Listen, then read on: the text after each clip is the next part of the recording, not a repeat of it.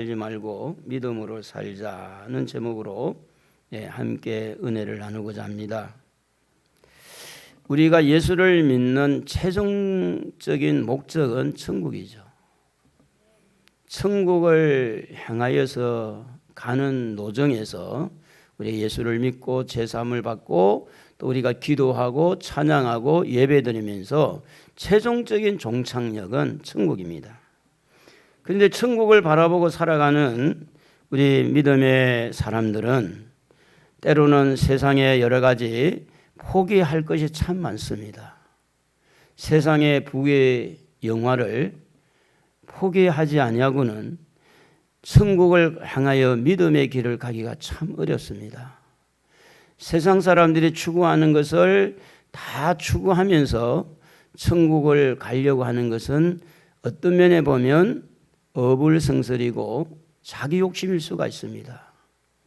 그래서 아시아 7교회 중에 그 당시에 이렇게 현존해 있는 그 당시에 모든 7개 교회들이 흔적도 없이 다 사라지는데 그 중에 한 교회만 지금도 예배를 드리는 그런 장소가 있는데 여러분 한번 사진을 보면 현존해 있는 이 서문화 교회, 지금 사진에 보면 이게 바로 현재 예배를 드리고 있는 서문화 교회입니다.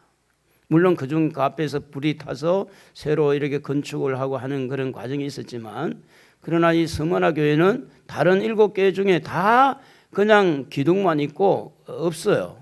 흔적이 없어요. 지진이 일어나가지고. 근데 여기만 유일하게 여기만 남아 있는 거예요.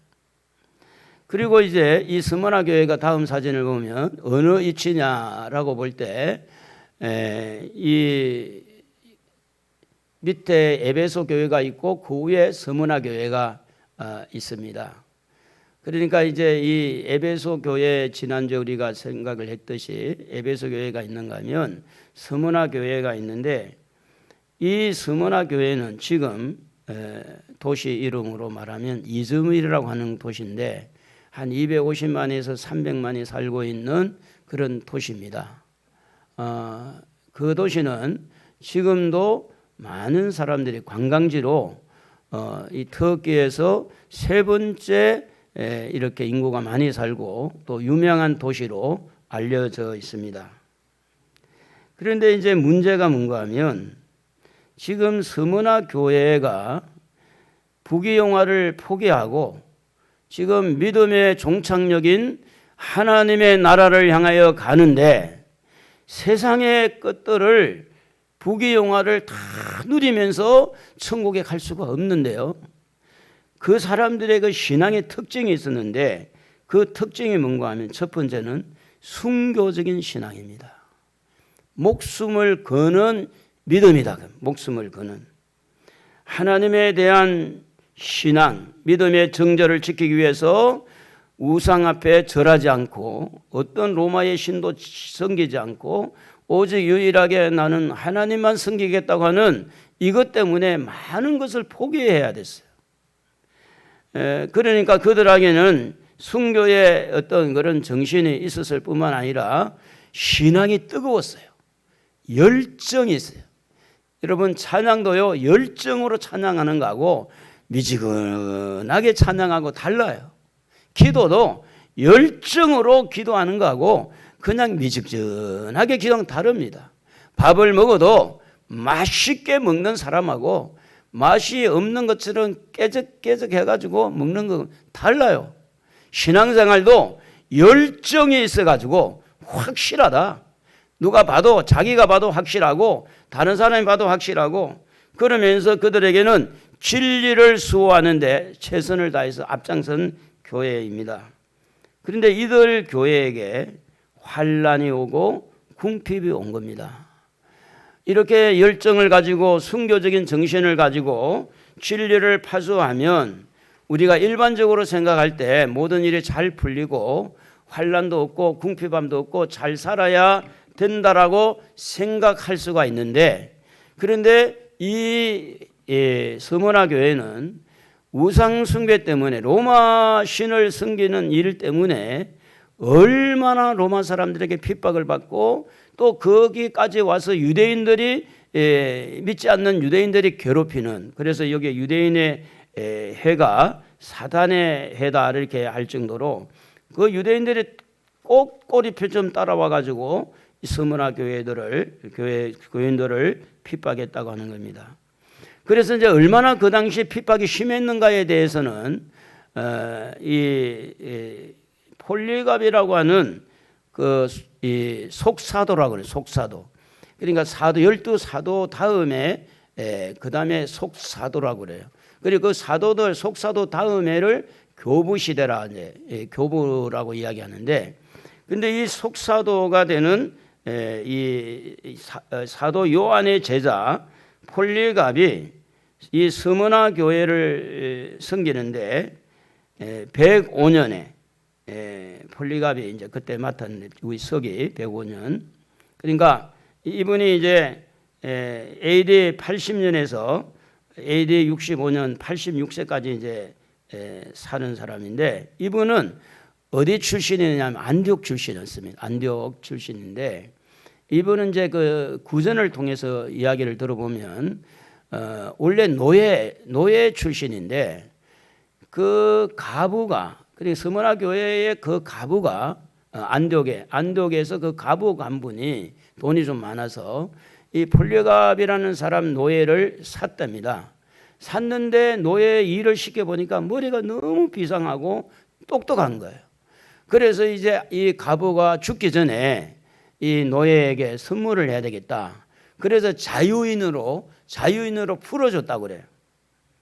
그래서 이 사람은 그런 면에서 자유신분을 가지고 20대의 청년의 나이에 교회 감독이 되어서 이렇게 순교하까지 이제 살았는데, 그게 어떤 핍박을 받았느냐면 86세의 노인에게 이 총독 게르마니쿠스라고 하는 이 사람에게 재판을 받는데, 첫째 군중들이 사자의 굴에 던져라. 그래서 사자의 굴에 던졌어요. 사자가 전혀 폴리갑을 뜯어먹지 않으니까 재판장이 이제는 재판은 끝났습니다. 이 사람은 이걸로 끝났습니다 하는데, 유대인들이 왕 또 이렇게 군중의 힘을 의해서 불에 화형을 시켜야 된다. 그러니까 이제 이렇게 할 때 그 총독, 로마의 총독은 군중들의 심리를 이기지 못하고, 그래서 유대인들이 장작을 가져오는데 그 위에다 기름을 붓고 묶어가지고 폴리갑이라는 연세 많은 86세의 이 노인을 그 장작더미 위에 올려놓고 물어봅니다. 지금이라도 예수를 부인하시오. 살 길이 있습니다. 그러니까 로마 신을 섬기고 이 예수를 부인하시오. 그때에 이 폴리갑 이 사도 요한의 제자가 하는 말이, 86년 동안 내가 믿는 예수님은 한 번도 나를 부인하거나 나를 무시하지 않았는데, 내가 어떻게 86년 동안 이 그분의 사랑을 받은 내가 어떻게 예수님을 모른다고 내가 부인하겠소? 당신들은 잠깐 불에 타서 없을 불로 나를 재판하지만 당신들은 영원한 지옥불에 들어가서 고통받을 걸 모르니까 나를 지금 재판한 거 아니요. 그리고 난 다음에 이분은 불쏘시개가 돼서 불에 타서 이렇게 순교를 하게 되었다고 합니다. 그 당시의 핍박이라는 것은 지금 우리가 당면하고 있는 환난과 이런 궁핍하고는 비교가 되지 않을 정도로 어려움의 환경에 처해 있었다는 겁니다. 그런데 이런 상황 속에서 이 사람들은 천국을 바라보고 하늘나라를 바라보고 예수를 포기하지 않고 예수를 부여잡고 이렇게 살아가고 있는데, 그러면 이 스무나 교회에 찾아오신 예수님의 모습이 어떤 모습이었을까? 8절에 보면 스무나 교회의 사자에게 편지하라. 처음이며 마지막이요 죽었다가 살아나신 이가 이르시되, 이 말씀이 뭘 의미하느냐 하면 예수님의 모습에서 뭐가 흐른다는 거예요. 처음이요 마지막이다. 알파와 오메가는 영원한 세계를 말합니다. 죽었다가 살아나신 분이라는 것은 영생, 영원히 사는 생명을 말합니다. 그래서 영원한 생명을 가지고 계시는 그분이 쉽게 말하면 편지를 통해서 서머나 교회에 신방을 한 겁니다. 그런데 그들이 가지고 있는 환난, 그들이 가지고 있는 그 궁핍은 그대로 있는 겁니다. 전혀 그 문제는 터치하지 않았어요. 그들에게 예수님의 모습을 이렇게 영원한 생명을 가지고 계시는 그 예수님의 모습을 보면서 뭔가를 그들에게 영향력을 끼치는 거죠. 편지 속에서 영원한 예수님, 죽었다가 살아나신 예수님, 이 예수님을 통해서 그들은 어떤 영향을 받는 겁니다. 편지를 통해서. 우리가 이제 예전에 보통 이렇게 글로 편지를 쓸 때 어머님 전상서 하고 편지를 쓰기 시작하잖아요. 그러면서 그동안 옥체에 건강하셨냐고 물어보면서 만수무강하기를 원합니다. 인사하고. 그때의 어머니는 군에 가 있는 아들의 편지를 받고 눈물을 흘리기도 합니다. 객지에 나가 있는 아들을 생각하고 딸을 생각하면서 또 시집간 딸을 생각하면서 그 편지 한 장을 보고 편지가 눈물에 젖을 정도로 눈물을 뚝뚝 흘리면서 이 편지를 읽어가는 어머니의 그 마음에 그 아들을 생각한 것처럼 편지를 통해서 어떤 영향력을 끼친다는 거예요. 편지를 통해서. 예수님의 모습을 통해서 이 핍박받고 있고 환난당하고 궁핍한 가운데 굶주림 속에 있는 불 속에 들어가서 불쏘시게 되는 이 사람들에게 예수님의 영원한 생명, 죽었다가 살아난 생명, 부활한 생명, 이 생명이 고난당하고 있는 이들에게 어떤 영향을 끼쳤을까? 그 첫 번째는 뭐냐면 위로라는 겁니다. 예수님의 모습에서 흘러나오는 그것이 뭐냐면 지금 핍박받고 있는 상심한 이들에게 그들은 영원한 생명이신 그분을 바라보고 우리도 부활할 거야. 우리는 영원히 살 거야. 우리는 천국의 소망을 가지고 살 거야. 그러면서 죽음이 다가오고 있는 그 현장 속에서도 그들은 무엇을 이렇게 예수님을 통해서 영향을 받았느냐 하면 주님의 위로가 되는 거예요. 죽었다가 살아나신 그분이, 부활하신 그분이 편지 속에서 우리를 신방해 온 것을 보고 영원한 세계, 영원히 살 것을 생각하면서 천국을 소망하면서 그들은 위로를 받고 있는 모습을 보게 됩니다. 뿐만 아니라 두 번째는 그들에게 주신 소망입니다. 세상만 다가 아니야. 이 땅만 다가 아니야. 다음 세상이 있는 거야. 하늘나라가 있는 거야. 내가 살았잖아. 내가 부활했잖아. 나는 처음과 나중이고 내가 영생을 한 사람이니 너희도 영생할 거야. 천국의 소망으로 이렇게 그들에게 무엇을 느끼게 하느냐? 소망 가운데 살자. 천국의 소망을 잊지 말고 살자. 천국을 바라보고 살자는 그런 그 속에 희망과 소망을 불어넣는 그런 모습을 우리에게 보여주고 있는 겁니다.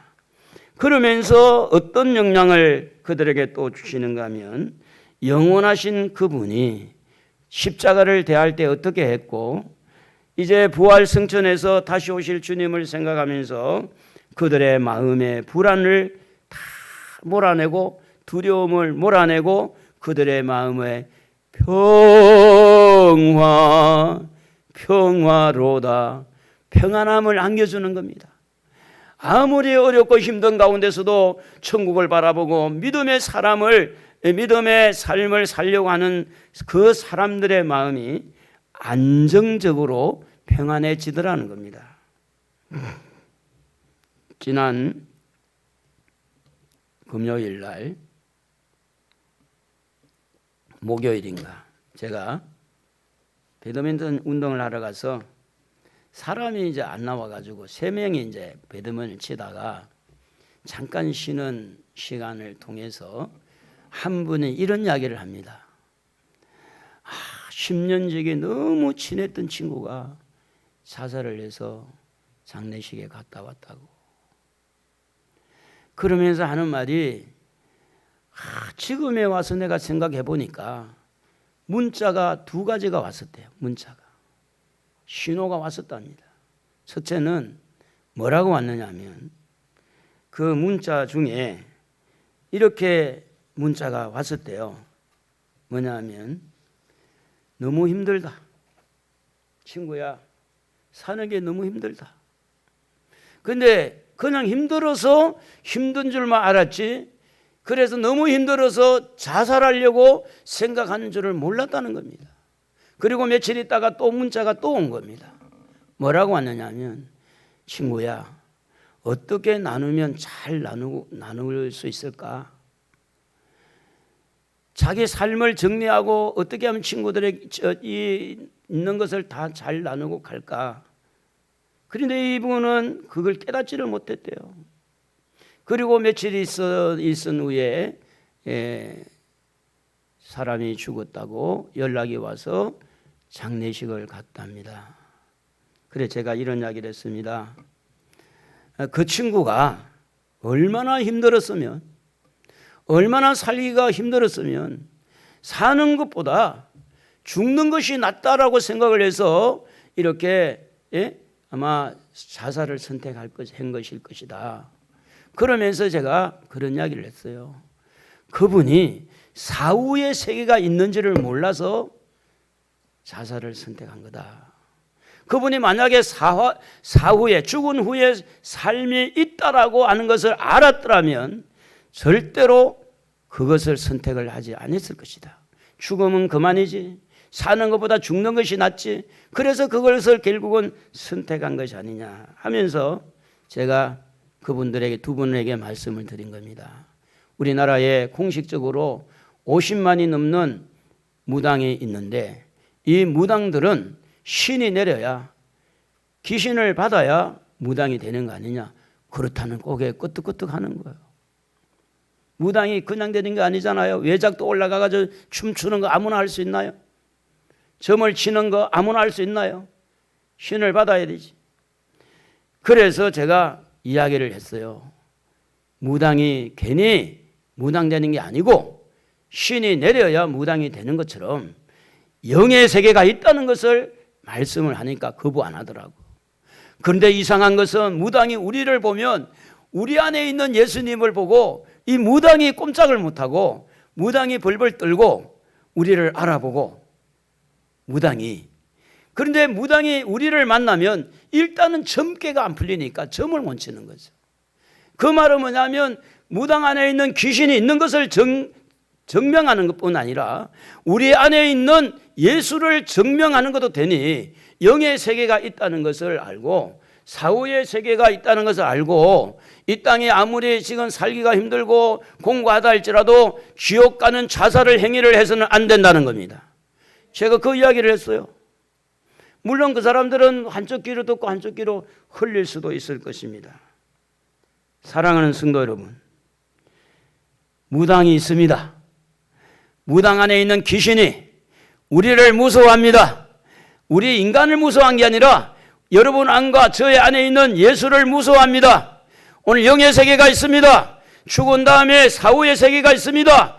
그러므로 사후의 세계가 있으니 이 땅에 아무리 궁핍하고 환난을 당하고 고통이 있더라도 절대로 우리의 목숨은 하나님의 것이지 내 것이 아닙니다. 그렇기 때문에 내가 결정한 게 아니에요. 하나님이 하시는 거예요. 자살을 해서는 안 된다는 겁니다.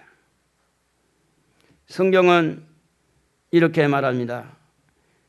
히브리서 9장 27절에 한 번 죽는 것은 사람에게 정한 것이요, 정해진 것이요, 그 후에는 심판이 있으리니, 그렇게 말합니다. 여러분, 힘드니까, 살기가 어려우니까 아이고 그만 살자 이렇게 생각할 수도 있겠죠.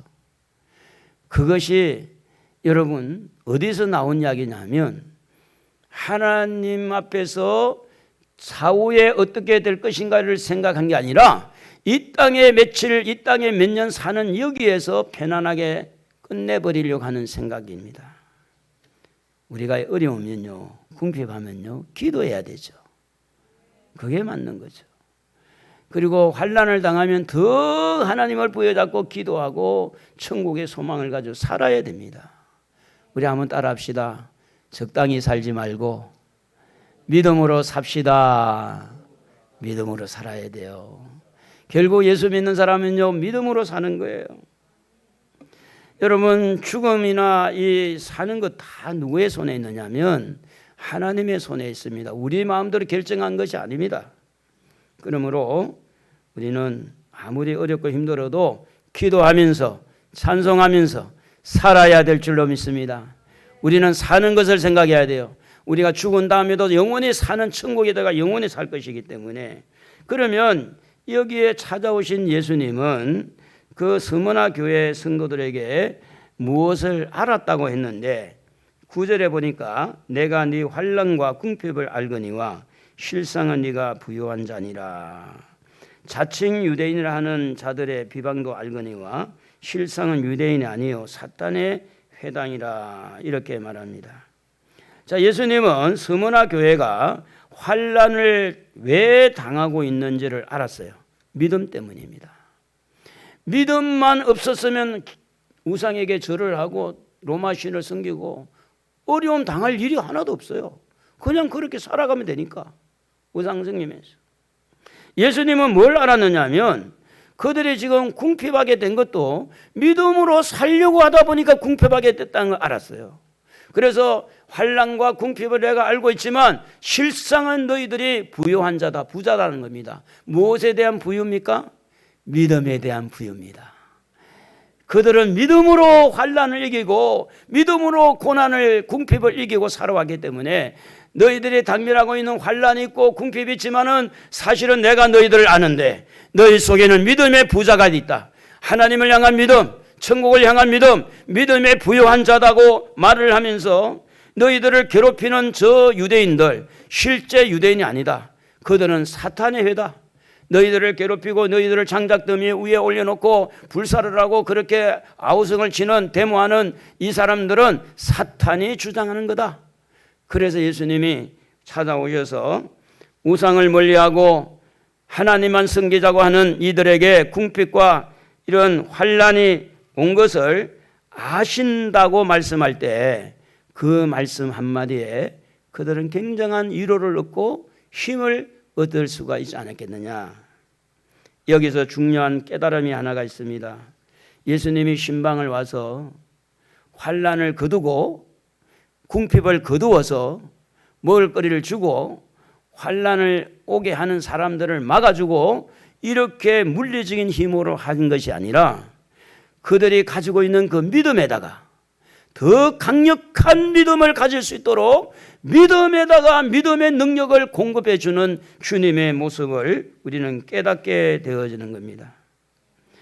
여러분, 우리가 이 땅에 사는 동안에 믿음이 강하면 강할수록 하나님을 향한 믿음이 있으면 있을수록 그 믿음을 가지고 기도하고 믿음을 가지고 환난을 이기고 궁핍을 이기는 거지, 그냥 우리가 물리적으로 물질적인 것으로 문제를 해결하는 것은 상당히 이 방법론에서 문제가 될 수가 있다는 겁니다. 예수 믿는 사람이 왜 저래? 예수 믿는 사람이 왜 저렇게 죽을까? 예수 믿는 사람이 왜 저렇게 가난할까? 예수 믿는 사람이 왜 저렇게 못 살까? 하는 것마다 사업이 실패할까? 예수 믿는 사람이 왜 저럴까? 여러분이 생각하는 그 생각의 기준이 세상 사람들의 비율을 맞추기 위한 생각인지, 아무리 욕을 얻어먹고 비방거리가 되고 남들에게 어떻게 보면 수군거리고 비방거린 이렇게 우리를 핍박한다 할지라도 우리는 생각을 하나님에게다 초점을 맞추는 것이 믿음의 사람인 줄로 믿습니다. 그렇지 않습니까? 사람들의 비유 맞추기 위해서 우리 예수 믿는 건 아니잖아요. 이런 찬송을 우리는 가끔 부르게 옵니다. 환난이 와도 핍박이 와도 내 주만 위해 내가 살리라. 한번 불러볼까요? 같이. 환난이 와도 핍박이 와도 내 주만 위해 내가 살리라. 환난이 와도 핍박이 와도 내 주님을 위해 사는 것이 믿음의 삶이라는 거예요. 믿음이 뭡니까? 하나님을 향한 믿음이죠. 오늘 여러분 모두가 믿음에 부유한 자가 되기를 바랍니다. 믿음이 있는 자가 천국에 갑니다. 믿음으로 천국에 갑니다. 말로만 믿는 게 아닙니다. 적당하게 살면서 적당하게 그냥 이렇게 발만 하나 들여놓았다고 해서 천국 가는 게 아니라 환난과 핍박 속에서 믿음으로 밀어내고 믿음의 방패를 가지고 믿음을 가지고 이렇게 나가는 사람이 결국은 승리하고 천국에 들어가는데, 이기는 자에게 생명나무를 주고 이기는 자에게 생명관을 준다는 이야기는 뭡니까? 믿음은요, 삶에 어떤 어려움이 와도 그것을 극복하고 이기는 힘이 있어야 됩니다. 그러니까 말로만 믿는 게 아니라 행동으로 믿는 믿음이에요. 삶을 가지고 믿는 믿음. 우리가 잘 아는 대로 누가복음 18장 42절에 보면 맹인이 예수님에게 와서 치유받는 것이 나와 있는데, 거기에 뭐라고 말하냐면 예수께서 그에게 이르시되 보라, 네 믿음이 너를 구원하였느니라. 여러분의 믿음이 여러분을 구원합니다. 여러분의 믿음이 여러분의 질병을 치료합니다. 여러분의 믿음이 가난을 극복합니다. 여러분의 믿음이 결국은 천국에 들어가게 하는 거예요. 여러분의 믿음입니다. 다른 사람의 믿음이 아니에요. 내가 믿는 믿음이 천국의 문을 여는 것이고, 내가 믿는 믿음이 환난 이기고 핍박을 이기고 내 믿음이 질병을 이긴다는 겁니다. 그래서 이 믿음으로 사는 것은요, 그냥 쉬운 게 아닙니다. 인내하면서 기다릴 줄 알아야 되고, 믿음 있는 사람은요, 절대 우리가 록펠러 회사가 그 광산을 사가지고 이렇게 시추를 할 때 그렇게 많이 시추를 해도 뭐가 안 나왔는데, 마지막에 딱 시추를 1m 더 팠을 때 거기에서 검은 보석이 막 쏟아져 나와가지고 부자가 됐다고 그러잖아요. 석유가 나와가지고, 우물을 파는 사람들이 조금만 더 파면 물이 나올 텐데 포기하면 그 물을 볼 수가 없는 거죠. 믿음은요, 끈기입니다. 믿음은 인내입니다. 그래서 성경은 이렇게 말합니다. 야고보서 1장 3절에 이는 너희 믿음의 시련이 인내를 만들어내는 줄 너희가 알미라. 여러분, 믿음은요, 시련 가운데서 뭘 만들어내냐? 인내를 만들어낸다. 로마서 5장 3절에 다만 이뿐 아니라 우리가 환난 중에도 즐거워하나니 이는 환난은 인내를, 인내는 연단은 소망을 이룬 줄 알미니라. 결국은 환경을 통해서 믿음이 잘 연단이 되고 이렇게 인내를 하면서 뭔가 소망을 이룬다는 것입니다. 그러므로 믿음의 사람들은요, 아무리 어려움을 당해도 실망하거나 낙심해서는 안 되는 줄로 믿습니다. 할렐루야. 한숨 소리가 변하여 기도 소리로 바뀌어야 됩니다. 원망과 불평이 바뀌어서 하나님을 찾는 기도 소리, 찬송 소리로 바뀌는 겁니다. 왜냐하면요, 믿음의 결국, 믿음의 총착역은 천국이 있기 때문에 그렇습니다. 사후의 세계가 있다는 걸 알아야 됩니다. 죽음은 그만이지가 아닙니다. 천국이 있습니다. 하늘나라가 있어요. 천국이 있는 줄 믿으시면 아멘 합시다. 정말로 아멘입니까? 오른손 들고 아멘, 두 손 들고 아멘. 믿으십니까? 천국을 믿지 못하니까 결국은 예수 믿으면서도요, 세상 것만 추구하는 거예요. 그래서 그런 거예요. 그 사람 안에 믿음이 형성되지 않았기 때문에. 이 믿음은 너무 중요한 겁니다. 그래서 고린도전서 15장 19절에 보면 만일 그리스도 안에서 우리가 바라는 것이 다만 이 세상의 삶뿐이면 모든 사람 가운데 우리가 더욱 불쌍한 자이리라. 할렐루야. 천국이 있습니다. 하늘나라가 있습니다. 이 세상만 끝이 아니라 하늘나라가 있다는 거예요.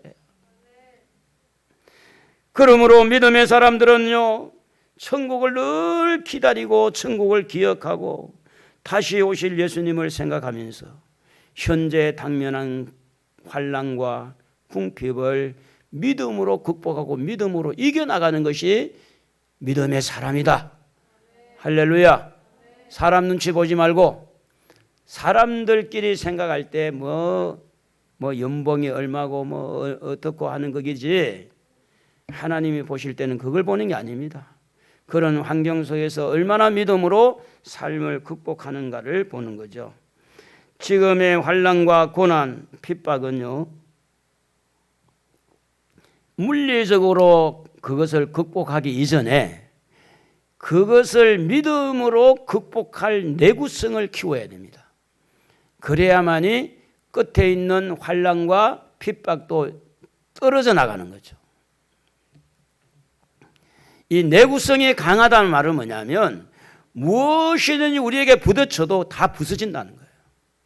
믿음이 똘똘 뭉쳐서 믿음으로 확고하게 되어 있는 사람에게 환난이 부딪히면 믿음이 부서진 것이 아니라 환난이 부서지는 거죠. 걱정과 근심이 들어오다가도 믿음의 내구성이 강한 사람에게 걱정, 근심, 염려가 부딪힐 때 이게 막 박살나는 거예요. 그것을 주님은 원하는 겁니다. 그래서 서머나 교회에 약속하신 이 축복을 다시 우리가 기억을 하면, 서머나 이런 교회의 믿음으로 승리를 하게 되면 어떤 축복이 있느냐? 두 가지인데, 하나는 생명의 관이라고 글이 되어 있습니다. 또 하나는 둘째 사망의 해를 이렇게 면할 수 있다. 이렇게 그들에게 상급을 걸었습니다.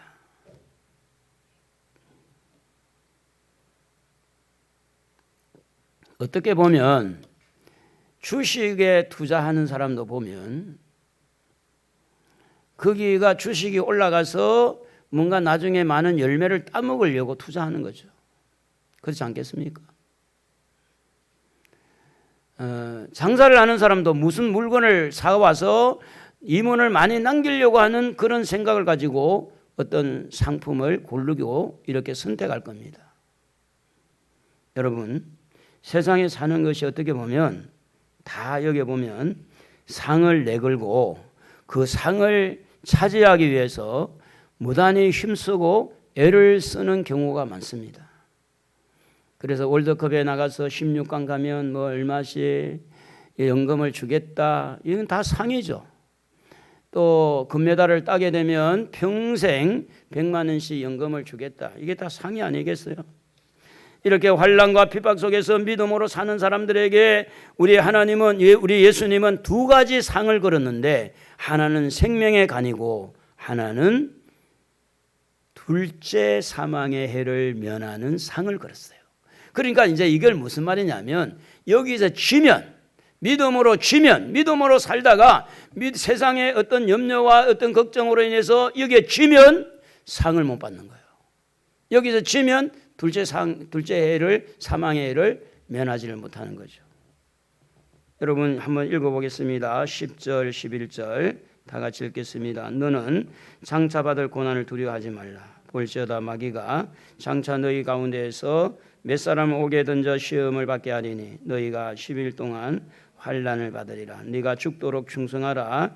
그리하면 내가 생명의 관을 네게 주리라. 귀 있는 자는 성령이 교회들에게 하시는 말씀을 들을지어다. 이기는 자는 둘째 사망의 해를 받지 아니하리라. 이건 주님의 말씀이에요. 누구도 여기에 변동 없는 어떤 인간의 해석이나 인간의 어떤 그런 토시를 달 필요가 없어요. 이기는 자에게 주는 상이다. 이기는 자에게. 그러니까 우리 예수 믿는 사람은요, 승리의 길을 살아야 돼요. 믿음의 삶을 통해서 이기는 삶을 살아야 돼요. 예수님이 이겼으니 우리도 이기는 거예요. 예수 이겼네, 예수 이겼네, 나도 이겼네, 나도 이겼네. 우리가 사업의 실패를 몇 번 했다고 쳤다고 생각하면 안 됩니다. 그것을 주님이 지금 이야기한 게 아닙니다. 사업에 10번 성공했다고 해서 이겼다고 하는 것이 아닙니다. 사업을 하면서 믿음으로 살았느냐, 실패를 했던 성공을 했던 믿음으로 삶을 살았는가를 살펴봐야 됩니다. 믿음으로 살았느냐. 그래서 우리가 분명히 알아야 될 것은 영생, 영원히 사는 생명의 관은 이 믿음으로 환난과 궁핍을 이기는 자에게 주어지고 둘째 사망의 해를 피하게 되어지는데 무슨 이야기인가 하면 이런 이야기입니다. 지금 생명을 바쳤어요. 불 속에 들어가서 불쏘시게 되고 불에 타서 죽었어요. 생명을 잃은 겁니다. 거기에다가 영원한 생명을 주시는 것이 주님의 상급입니다. 그래서 죽도록 충성하라는 건 죽음을 들여서라도 하나님 앞에 신앙의 정절을 지키라. 신앙을 이렇게 뭔가 믿음을 흐리게 하거나 이렇게 인간의 생각으로 가미하지 말라. 여러분, 순교를 지킨다는 것은 너무너무 중요하지 않습니까? 정직하고 순교를 지킨다. 그것 때문에 순교자가 나눈 거지. 적당하게 상황에 따라서 박쥐처럼 짐승으로 갔다가 새로 갔다가 이것은 순교 가치가 없죠. 그래서 적당하게 살면 순교할 거리도 없고 환난도 없어질 것이지만 믿음으로 살려고 할 때는 환난도 있고 궁핍도 있고 어려움도 있습니다. 믿음으로 살기를 원한다면 여러분 마음을 단단하게 먹어야 됩니다. 십자가 단단히 붙들어야 됩니다. 그냥 되는 게 아니에요. 그래서 이렇게 둘째 사망의 해를 피한다는 말은 뭐냐면 하나님의 백보자 심판 앞에 다 서게 되는데, 그런데 둘째 사망이라는 것은 첫 번째 사망은 육신의 죽음을 첫 번째 사망이에요. 둘째 사망은 뭐냐? 예수님이 재림을 하면 죽었던 사람이 다시 부활을 해요. 불신자도 부활을 해요. 예수 믿는 사람도 부활을 해요. 다시 다 살아요. 이 둘째 사망이라는 것은 살아있는 통째로 영과 육이 다시 결합해서 부활한 몸을 가지고 영원한 지옥불에 들어가는 것을 둘째 사망이라 그렇게 말합니다. 그러면 이 둘째 사망을 면하게 한다는 말은 뭐냐면 우리가 부활해서 영원한 천국에 들어가서 지옥과는 상관없이 사는 것을 둘째 사망의 해를 피하는 거죠. 그래서 우리는 첫째 부활해가지고 예수님 재림할 때 들림을 받아야 되는 그게 믿음이죠. 사랑하는 성도 여러분, 폴리갑이라고 하는 이 속사도, 이분은 요한의 제자로 정말 86년 동안 한 번도 예수님은 나를 버리지 않았는데 내가 왜 예수님을 왜 버리냐고. 그래서 불 속에 들어가서 타서 죽었어요. 얼마나 뜨거웠을까요? 얼마나 고통스러웠을까요? 믿음으로 산다는 것은 대가를 지불하는 겁니다. 믿음으로 사는 것은 때로는 물질의 대가를 지불해야 되고 시간의 대가를 지불하고 때로는 여러 가지 포기해야 될 일들이 있어서 그것을 내가 참아야 되고 절제해야 되고 인내해야 되고, 그래서 믿음으로 사는 것은 적당하게 사는 게 아닙니다. 적당하게 얼버리는 게 아닙니다. 믿음의 선은 정확합니다. 믿음의 눈으로 보고 믿음으로 생각하고 믿음으로 말하고 믿음으로 행동한 것은 확실한 겁니다. 그래서 86년 동안 주님은 나를 한 번도 버리지 않았는데 내가 어떻게 주님을 버리겠습니까?